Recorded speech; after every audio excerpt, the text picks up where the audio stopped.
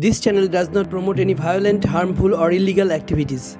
All content provided by this channel is meant for an educational purpose only.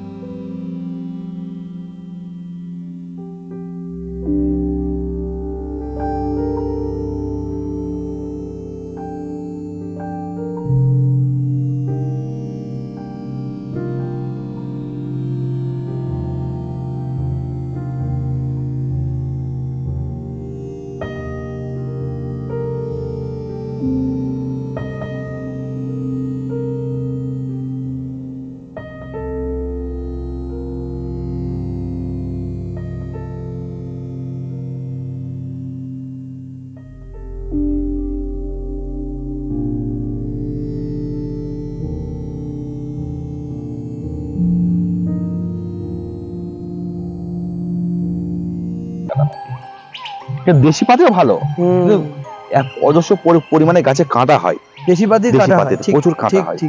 আচ্ছা, এইটা একটা ভ্যারাইটির আছে, দেশি পাতিরই, এটা আরেকটা ভ্যারাইটি, আরেকটা ভ্যারাইটি। একই দাম না, দাম এইটার দাম ওই না, ওইটাই তো একই দাম, ওইটার একই দাম। কত বললেন ওটা? 35 টাকা। এটাও 35। আচ্ছা, এই তো ফলন হয়ে আছে, ফলন হয়ে আছে, শুধু ফলন, আবার এসে ফুল আছে, ফুল আসছে সব গাছে। আচ্ছা, এইটা হচ্ছে আপনার কাগজি লেবু। আচ্ছা, যে কাগজি লেবু বলে না, কাগজি লেবু, গন্ধের জন্য মানুষ কেনে এটা, কাগজি লেবু। কত দাম এগুলো? এই 35 টাকা করে।